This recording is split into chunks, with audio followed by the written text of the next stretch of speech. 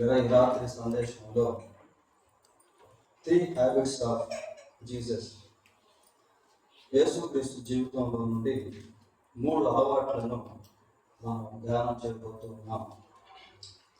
మరి క్రీస్తు ప్రభు ఈ భూమి మీద సుమారుగా 33.5 సంవత్సరాలు ఆయన జీవించాడు. ఆయన జీవించిన జీవితంలో ప్రతి భాగము కూడా మన జీవితానికి ఒక మంచి మాదిరి పిల్లలు.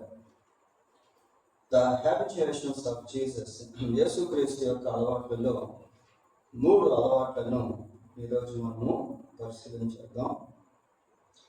మొదటిది లూకా సువార్త 4వ అధ్యాయము, లూకా సువార్త 4వ అధ్యాయము 16వ వచనాన్ని చదువుతున్నాం.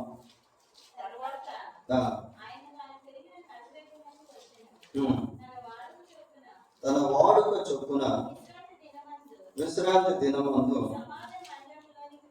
వెళ్ళి చదువుటకై నిలుచుండగా. చూడండి క్లియర్, యేసుక్రీస్తు ప్రభు మరి విశ్రాంతి దినమందు సమాజ మందిరంలో ఇక్కడ చదువుట అనేటువంటిది చూస్తా ఉన్నాం. దేవుని వాక్యాన్ని ప్రభువు చదివాడు. ఏం చదివాడు? యెషయా గ్రంథాన్ని ఆయన చేతికి ఇస్తే ఆ గ్రంథపు చుట్టూలో నుండి కొన్ని మాటలు చదివాడు పిల్లలు. So Jesus has the habit of reading the law. యేసుక్రీస్తు ప్రభువు ధర్మశాస్త్రాన్ని చదివేటువంటి అలవాటును కలిగి ఉన్నాడు. యూదులు తప్పనిసరిగా ధర్మశాస్త్రాన్ని చదివేవాడు పిల్లలు. మరి తోరా అనేటువంటి గ్రంథం వాళ్ళు కలిగి ఉన్నారు. తోరా అంటే మోషే ధర్మశాస్త్రము అని అర్థం పిల్లలు. మరి దేవుని వాక్యాన్ని చదివేటువంటి అలవాటు చాలా ప్రాముఖ్యమైనది. దేవుని వాక్యాన్ని మనం చదువుతూ ఉన్నప్పుడు దేవుడు మనతో మాట్లాడతాడు. When we read the word of God, God will speak to us. దేవుని వాక్యాన్ని మనం చదువుతూ ఉన్నటువంటి సమయంలో దేవుని స్వరాన్ని మనం వినేటువంటి వారుగా ఉండగలుగుతాం. ఈ రోజుల్లో దేవుని వాక్యం చదవడం అనేది చాలా తగ్గిపోయింది పిల్లలు. ప్రారంభంలో ఒకప్పుడు విశ్వాసులుగా ఉన్నటువంటి సమయంలో దేవుని వాక్యం ఎంతో చదివేవాడు. దినానికి 5 అధ్యాయాలని 10 అధ్యాయాలని, కొన్నిసార్లు పుస్తకం అంతా కూడా ఏదో ఒక పుస్తకాన్ని తీసుకొని దాన్ని కంప్లీట్ చేయటం, ఇట్లా టార్గెట్ పెట్టుకొని లక్ష్యాన్ని పెట్టుకొని మరి చదువుతూ ఉండేవాడు. ఈ రోజుల్లో అంత ఎక్కువ దేవుని వాక్యం చదివే విషయంలో శ్రద్ధ అనేటువంటిది మనం లేని వారంగా ఉన్నాం పిల్లలు. దేవుని వాక్యాన్ని చదవట్లో దేవుడు మనతో మాట్లాడతాడు. ఇర్మియా గ్రంథం 6వ అధ్యాయము, ఇర్మియా గ్రంథం 6వ అధ్యాయము 10వ వచనం చూడండి. విందురని నేను ఎవరితో మాట్లాడేదను, ఎవరికి సాక్ష్యం ఇచ్చేదను, వారు వినుటకు తమ మనస్సును సిద్ధపరచుకొనరు గనుక వినలేకపోయిరి. ఇదిగో వారు, చూడండి, యెహోవా వాక్యమందు సంతోషము లేని వారై దాన్ని తృణీకరించురు. యెహోవా వాక్యమందు సంతోషము లేని వారై.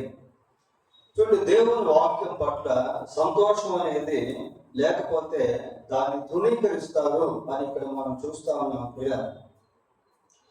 దేవుని వాక్యం ముందు మనకు ఎప్పుడు సంతోషం కలుగుతుంది అంటే దేవుని వాక్యం మనకు అర్థం అవుతున్నప్పుడు, దేవుని వాక్యంలో నుండి దేవుడు మనతో మాట్లాడుతూ ఉన్నప్పుడు, దేవుని యొక్క మిస్టరీస్, దేవుని యొక్క ఆశ్చర్యమైనటువంటి కార్యములు మనం గ్రహిస్తూ ఉన్నటువంటి సమయంలో దేవుని వాక్యం పట్ల మనం శ్రద్ధాశక్తులను కలిగి ఉంటాం.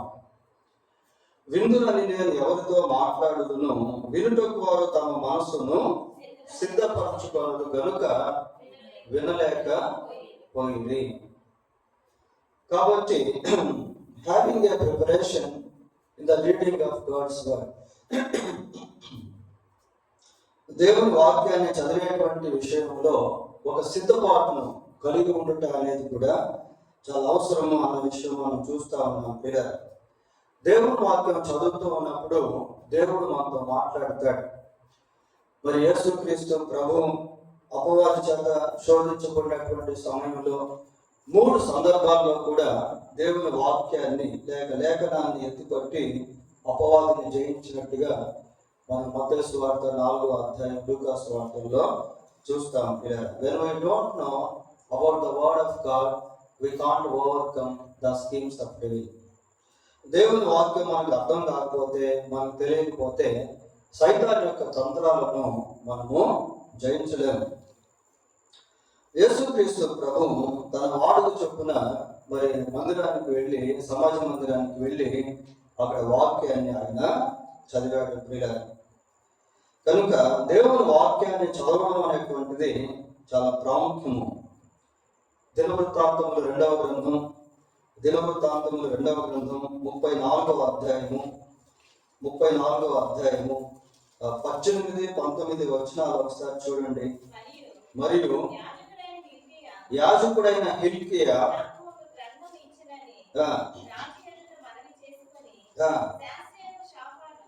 శాస్త్రి అయిన షాఫాను చదివి వినిపించను. చూడండి, ఏం చదివి వినిపిస్తున్నాడు? ధర్మశాస్త్రపు మాటలు చదివి వినిపించగా రాజు విని తన వస్త్రములను చింపుకొని, చూడండి ప్రియ, ఇంకా భాగం అంతా మనం చదివినట్లయితే చూడండి, దేవుని వాక్యం చదివి వినిపిస్తా ఉంటే రాజు తన వస్త్రములను చింపుకుంటా ఉన్నాడు.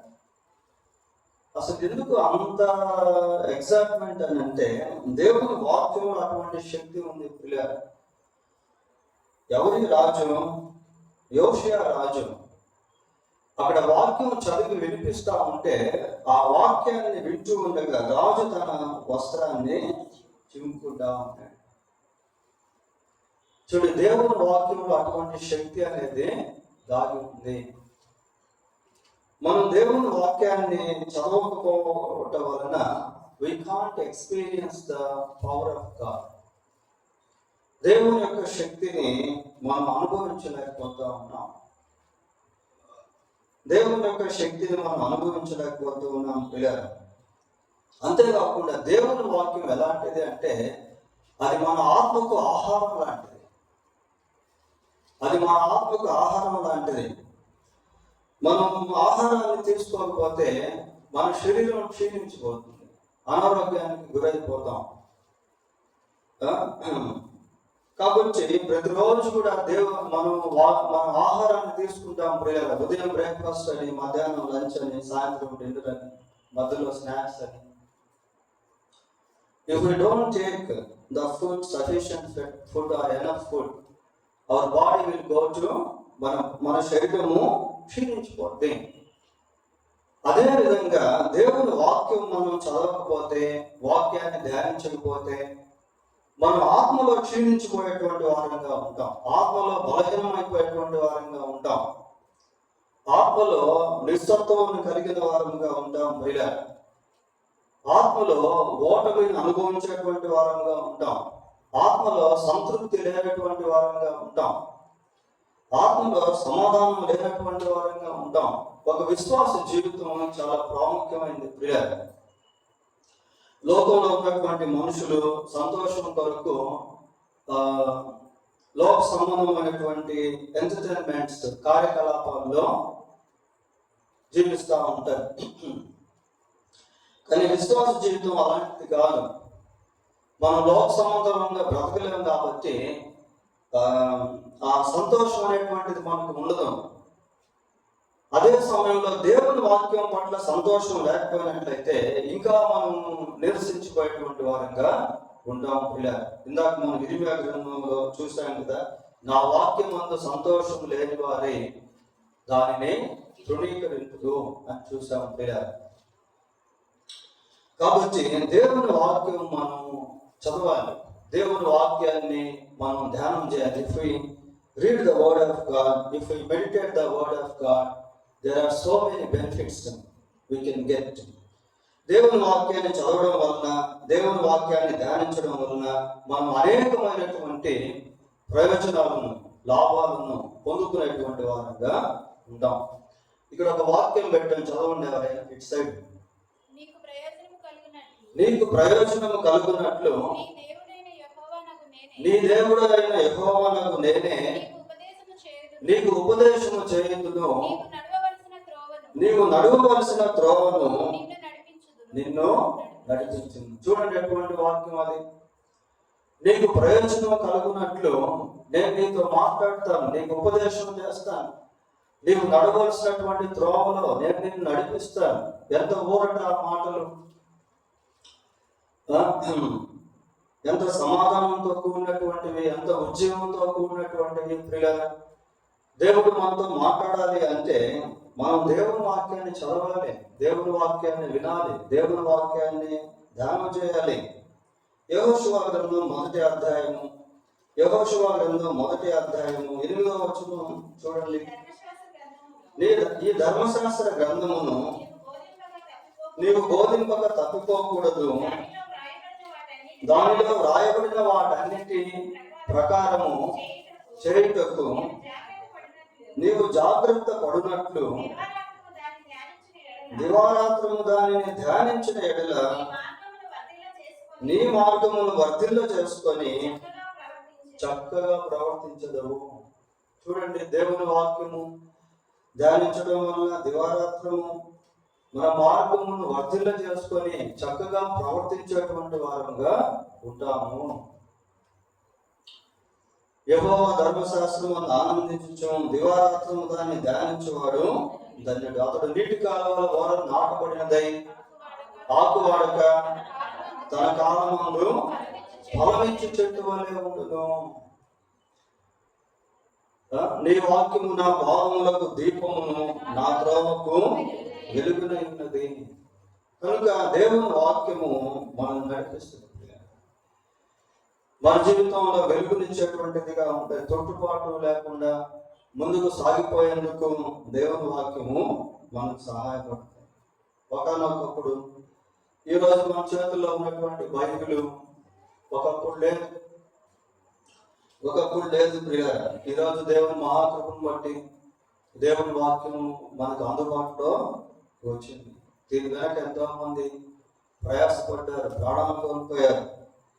దేవుడు తన మహాకృప చేత వాక్యాన్ని భద్రపరిచి వాక్యాన్ని తన సంఘానికి ప్రభువు అనుగ్రహించాడు. So Jesus has an habit of reading God's word. దేవుని వాక్యాన్ని చదివే అలవాటును యేసుక్రీస్తు ప్రభువు కలిగి ఉన్నారు.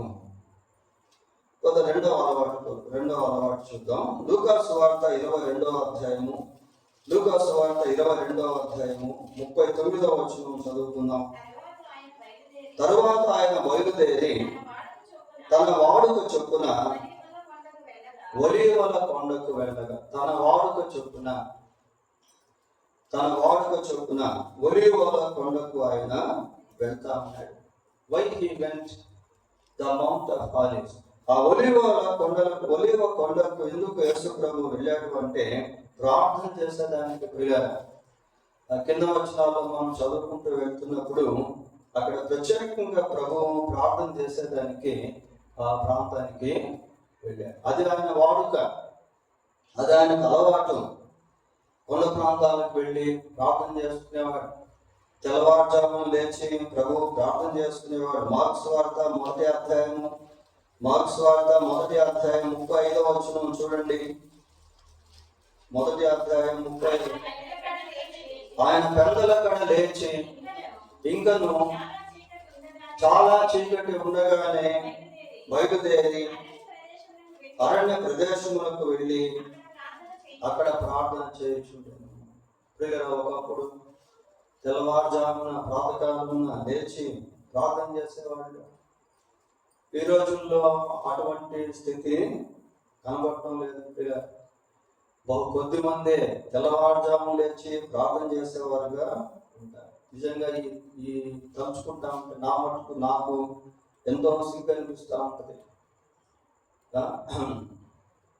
మనము దేవుని సన్నిధిలో ప్రాతకాలమున లేచి ప్రార్థన చేసుకుంటే ఎంత మంచిది.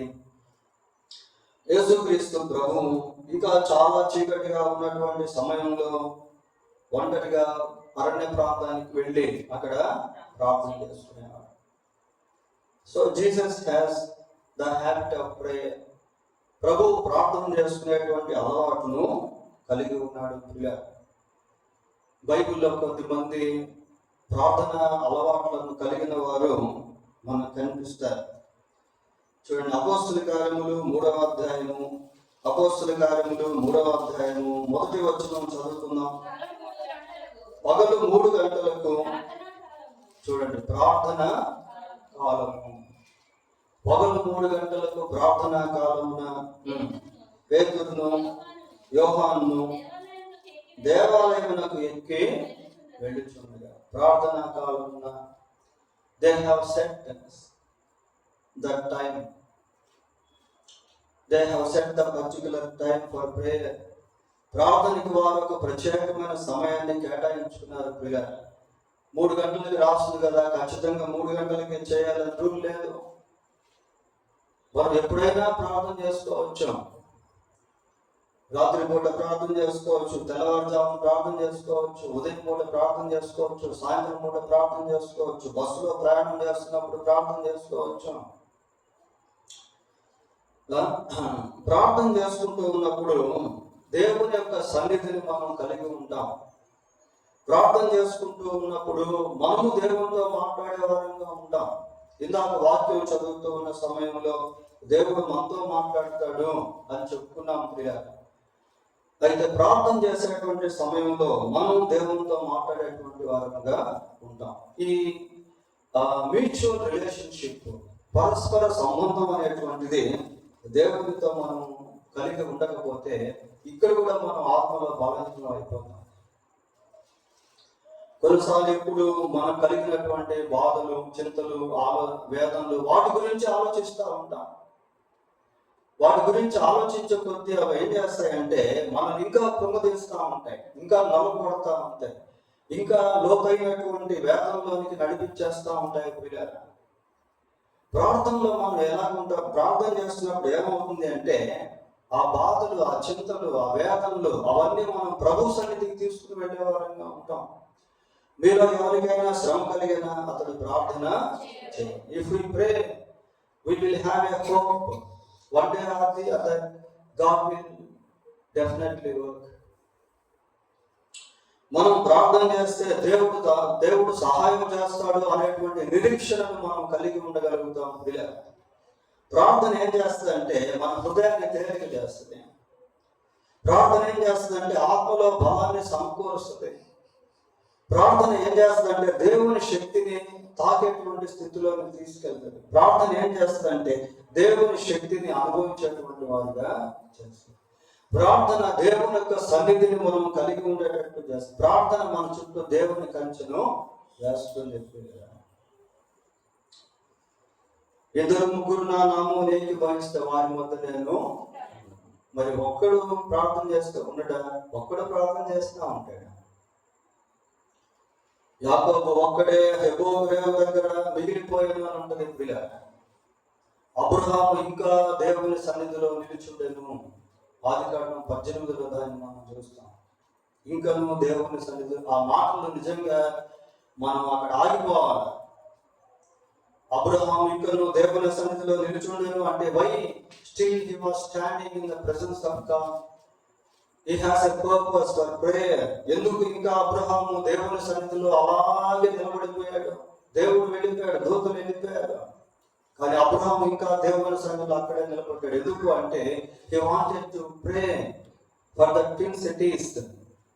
ఆ సొదొమ గొమొర్రా పట్టణాల కొరకు ప్రార్థన చేయాలి అని అబ్రహాము అక్కడే ఆగిపోయాడు. ప్రియులారా, తనకు కలిగిన వాటన్నిటిని కూడా పంపించేసి యాకోబు ఒక్కడే మిగిలిపోయాడు. ఎందుకు? Why he was remaining alone.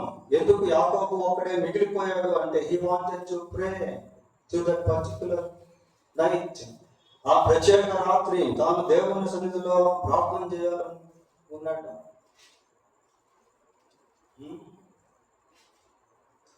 పగలు 3 గంటల సమయంలో పేతురు యోహాను ప్రార్థన చేసుకునేదానికి దేవాలయానికి వెళ్ళారు.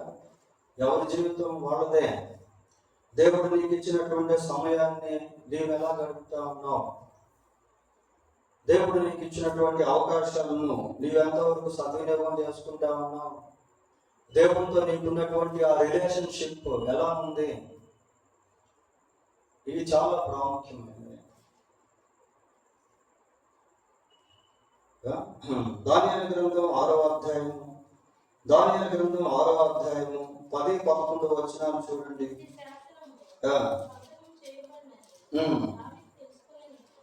దానియేలు తెలుసుకొని నన్ను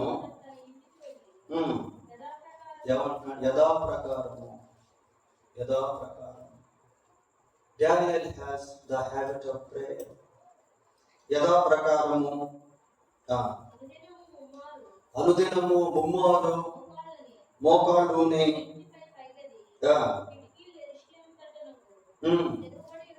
ఉండగా తన దేవునికి ప్రార్థన చేయొచ్చు, ఆయనను స్తుతించుచు వచ్చేను.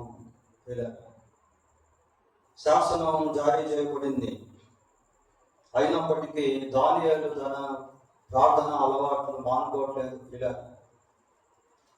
ముమ్మారు దేవుని సన్నిధికి వెళ్ళి ప్రతిరోజు ప్రార్థన చేసి యథావిధిగా చదువుతా ఉన్నాడు. అది ఆ విధంగా దానియేలు అలవాటు చేసుకున్నాడు. పిల్లలు. ఇక దానియేలు జీవితం మనకు తెలుసు కదా. తీసుకెళ్లి సింహం గుహలో పడేస్తే సింహాలు ఏమి చేయలేకపోయినాయి. బబులోను అంతా కూడా గందరగోళం అయిపోయి రాజుకు వచ్చినటువంటి కలను బట్టి బబులోను అంతా కలవరపడుతున్న సమయంలో దానియేలు దేవుని సన్నిధికి వెళ్ళి ప్రార్థన చేస్తే దేవుడు ఆ మర్మమును బయలుపరిచాడు. నాకు మొరపెట్టుము, నేను నీకు ఉత్తరము ఇచ్చాను. దానియేలు ముమ్మారు దేవుని సన్నిధిలో ప్రార్థన చేసుకుంటా ఉన్నాడు. So Daniel has the habit of prayer. కాబట్టి దానియేలు ప్రార్థన అలవాటును కలిగి ఉన్నాడు. అపోస్తుల కార్యములు 16వ అధ్యాయము 13వ వచనం చదువుతున్నాం. విశ్రాంతి దినమున గవిని దాటి నదీ తీరమున ప్రార్థన జరుగును అనుకొని అక్కడకు వచ్చి కూర్చుండి చాలు. ఇక్కడ ఒక ప్రార్థన సహవాసాన్ని మనం చూస్తా ఉన్నాం. ఇది స్త్రీల సహవాసం. స్త్రీల సమాజం, స్త్రీల కూడిక. వాళ్ళు ఒక ప్రత్యేకమైనటువంటి స్థలంలో ప్రత్యేకమైనటువంటి సమయంలో స్త్రీల కూడిక ఏర్పాటు చేస్తున్నారు. నిజంగా స్త్రీల పరిచర్య జరగడం అనేది చాలా గొప్ప విషయం. స్త్రీలు కుటుంబంలో ప్రార్థన పరులుగా ఉంటే సమస్యలన్నీ కూడా సాల్వ్ అయిపోతాయి.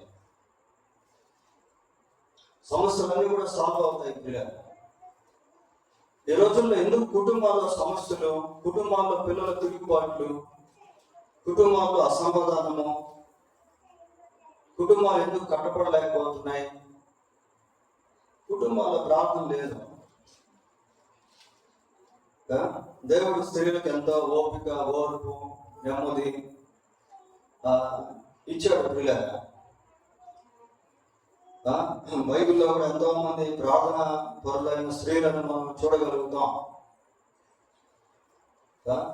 దేవర గురించి చదువుకుంటాం, హన్నాన్ గురించి మనం చూస్తాం, మిరియాము గురించి చూస్తాం, ఎస్తేరు గురించి చూస్తాం, రూతును గురించి చూస్తాం, సొలొమోను గురించి చూస్తాం, శారాన్ గురించి.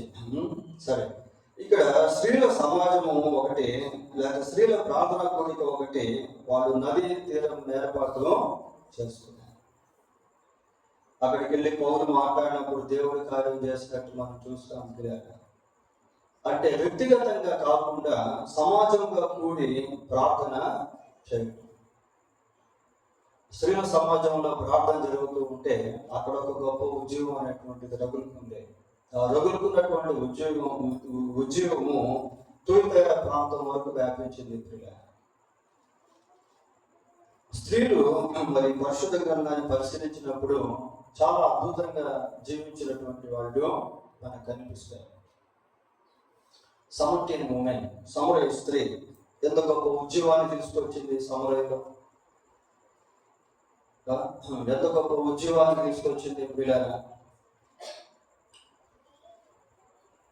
ఫిలిప్పు 4 కుమార్తెలు ప్రవక్తలుగా ఉన్నట్టు బైబిల్లో మనం చూస్తాం. ఫిలిప్పు భార్య గురించి మనకు తెలియదు, బైబిల్లో చెప్పలేదు. ఫిలిప్పు భార్య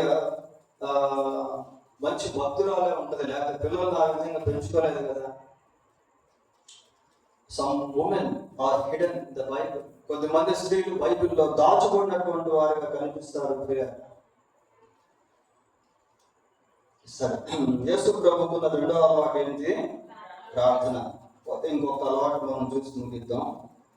మూడవదిగా మార్క్స్ వార్త 10వ అధ్యాయము 1వ వచనం చూడండి.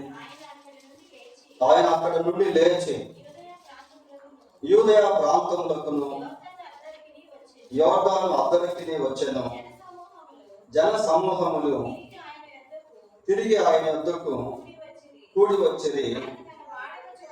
ఆయన తన వాడుక చొప్పున వారికి మరలా బోధించు వాడుక చొప్పున. Jesus has the habit of preaching.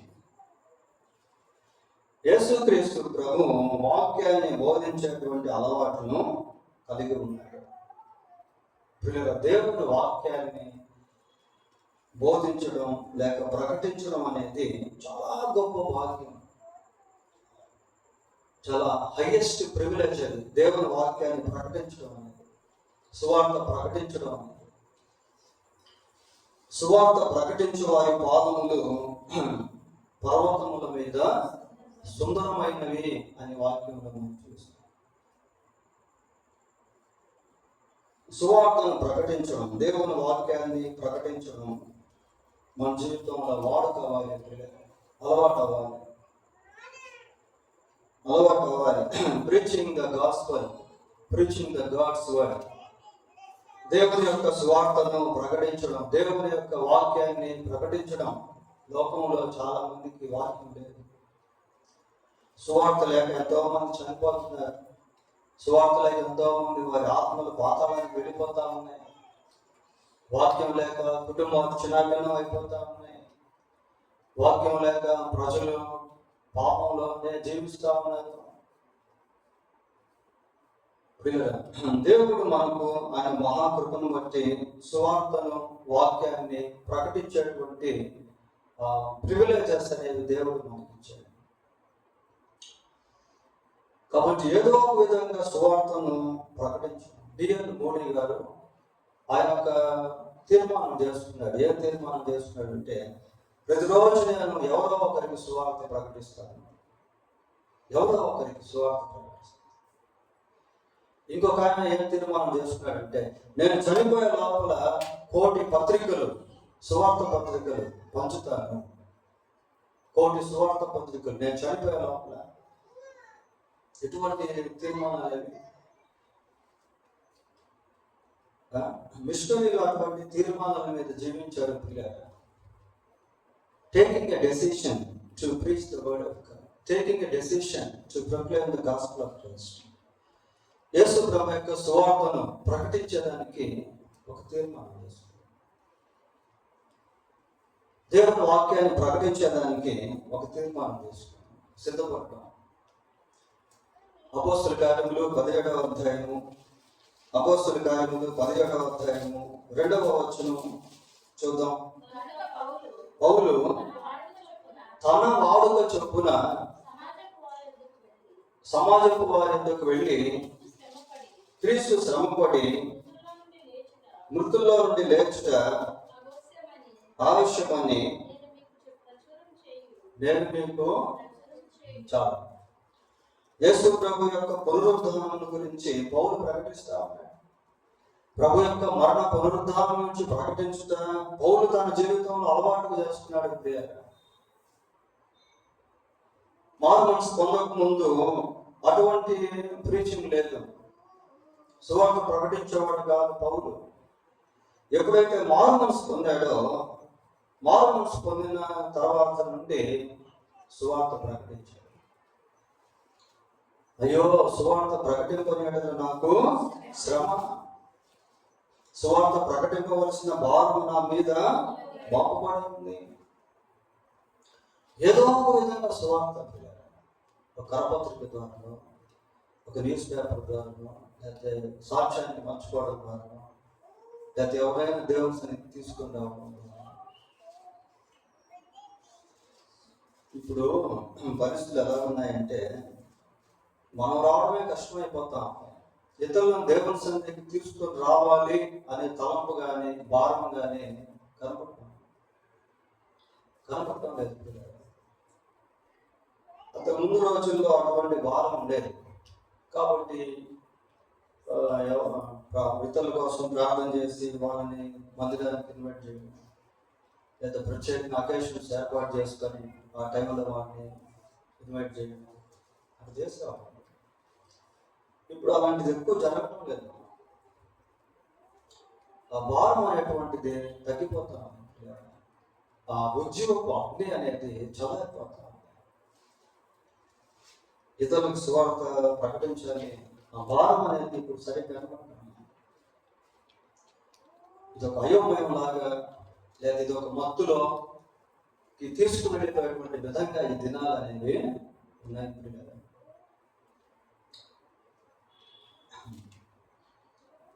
ఏదో ఒక విధంగా సువార్త ప్రకటించారు. పౌలు అలాగా చేశారు. ఏదైనా ప్రాంతానికి వెళ్తే ఆ ప్రాంతం అంతా కూడా ఎక్కడ చూస్తే అక్కడ విగ్రహాలతో నింపబడి ఉంది. దాన్ని చూడగానే పౌలు యొక్క ఆత్మ పరితాపం చెందుతా ఉంది. అయ్యో, వీళ్ళు చనిపోతారు. ఒక అన్యురాల్ని లేక ఒక అన్యుడిని మనం చూసినప్పుడు మన హృదయంలో ఆ వేదన రావాలి. ప్రభా, మరి ఇతని పరిస్థితి ఏంటి? ఇతను చనిపోతే పరలోకానికి వెళ్ళలేడు కదా, ఇతను చనిపోతే ఇతని ఆత్మ నరకానికి వెళ్ళిపోదు కదా. ఇంత మీరు మాట్లాడితే ప్రభా, ఇది మీరు దర్శించండి, దీనికోసం కూడా మీరు సిలువలో ప్రాణం పెట్టావు. అలా భారంతో దేవుని సన్నిధిలో ప్రార్థన చేయడం, మొరపెట్టడం, కన్నీరు కార్చడం, ఏదో ఒక విధంగా సువార్త అందించాలనే తపన ఉంటే దేవుడు కార్యం చేస్తాడు. దేవుడు కార్యం చేస్తాడు.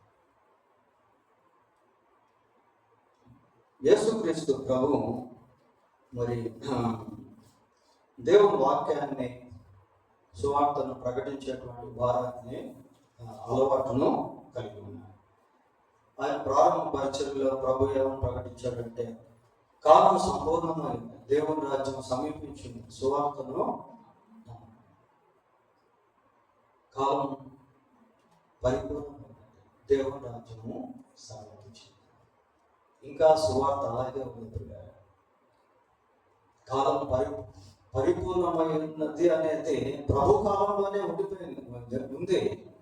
కానీ ఆ పరిపూర్ణమైనటువంటి కాలాన్ని దేవుడు ఏం చేస్తున్నాడు అంటే ఎక్స్టెన్షన్ చేస్తా ఉన్నాడు. ఇప్పుడు మన బైబిల్ క్విజ్ పెడతాం అప్పుడప్పుడు, 3 నుంచి 4 దాకా అంటాం. 3 నుంచి 4 టైం అయిపోద్ది, మళ్ళీ కొంచెం గ్రేస్ పీరియడ్ ఇంకొక 10 నిమిషాలు, ఇంకొక 15 నిమిషాలు. ఇప్పుడు మామూలుగా లోకం ఎక్కడ ఉంది అంటే గ్రేస్ పీరియడ్ లో ఉంది. కాలం అయితే అయిపోయింది. ఇప్పుడు గ్రేస్ పీరియడ్, ఈ గ్రేస్ పీరియడ్ ఎంత కాలం అనేది తెలియదు. బైబిల్లో 70వ వారం ప్రవచనం ఉంటుంది. దానియేలు గ్రంథంలో ఉంటుంది 70 వారాల ప్రవచనం. ఈ 70 వారాల ప్రవచనంలో 69 వారాలు కంప్లీట్ అయినాయి. ఇప్పుడు 70వ వారానికి వస్తే అదే 7 సంవత్సరాల శ్రమల కాలం అన్నమాట. అది 69 సంవత్సరాలు కంప్లీట్ అయినాయి, ఈ 70వ వారానికి ఇంకా రాలేదు. ఎందుకు అంటే ఇక్కడ దేవుడు కృప చూపిస్తా ఉన్నాడు. పేతురు రాస్తాడు, ఏమంటాడంటే, ఎవడనో నశింపవలనని ఇచ్చరింపగా అందరూ అంతటా మారు మనసు పొందవలనని ఆయన ఆలస్యము చేయించినాడు. కాబట్టి even if you want to proclaim the word of God or preaching the gospel of Christ, there will be no time after rapture. వీళ్ళు సంఘం ఎత్తపడిన తర్వాత మనం సువార్త ప్రకటించలేం, ఒకవేళ ఆశ ఉన్నా కూడా. కాబట్టి ఇదే టైం అన్నమాట, ఇదే సరైనటువంటి సమయం. సువార్త ప్రకటించడం, నశించిపోతున్న ఆత్మల కొరకు దేవుని సన్నిధిలో మొరపెట్టడం, కొద్ది మందినైనా ప్రభు కోసం సంపాదించడం. అపోస్తల కార్యములు 8వ అధ్యాయము 4వ వచనం కూడా చూడండి, 8:4. కాబట్టి చెదిరిపోయిన వారు సువార్త వాక్యమును ప్రకటించుచు సంచారము చేశారు. అందరు కలుస్తున్నారు, హింసలు చెలరేగే, సమయం చెదిరిపోయింది. పిల్లలు చెదిరిపోయినటువంటి వాళ్ళు ఎక్కడిపడితే అక్కడ వెళ్ళిపోకుండా వాళ్ళు ఎక్కడెక్కడికి అయితే వెళ్ళారో అక్కడ సువార్త ప్రకటిస్తా ఉన్నారు. మనం ఎక్కడుంటే అక్కడ, ఎక్కడికి వెళ్తే అక్కడ సువార్త ప్రకటించు. నిన్ను దేవుడు ఒక పని చేసే స్థలంలో పెట్టాడు అంటే అక్కడ ఉన్నటువంటి ప్రజలకి వాళ్ళ కోసం ప్రార్థన చేయాలి. వాళ్ళకి ఏదో ఒక విధంగా సువార్త, క్రిస్మస్ వస్తుంది, ఆ క్రిస్మస్లో ఏదో ఒక చిన్న అకేషన్ ఏర్పాటు చేసి 4 కేకులు పెట్టి సువార్త పత్రికలకి పెట్టి వాళ్ళకి సువార్త. మనం చేయాల్సింది మనం చేస్తే దేవుడు చేయాల్సింది దేవుడు చేస్తాడు. సర్వలోకమునికి వెళ్ళి సర్వ సృష్టికి సువార్త ఈ ప్రకటించేంత వరకే మనం చేయగలుగుతాం. నమ్మి బాప్తిస్మం పొందినవాడు ఆ నమ్మకం అనేటువంటిది మనం చేయలేము. We can't change the heart in human beings. మనుషుల్లో ఆ హృదయాన్ని మనం మార్చలేం. సువార్త అయితే మనం ప్రకటించగలం. అక్కడి నుంచి పరిశుద్ధాత్మ దేవుడు కార్యం చేస్తాడు. కాబట్టి మన వైపు నుంచి మనం చేయాల్సింది మనం చేస్తే దేవుడు తన వైపు నుండి తాను చేయాల్సింది చేస్తాడు. అటు కృప ఈ రాత్రి వాక్యం ఇచ్చినటువంటి మన అందరికీ దేవుడు దయచేయక ప్రార్థన.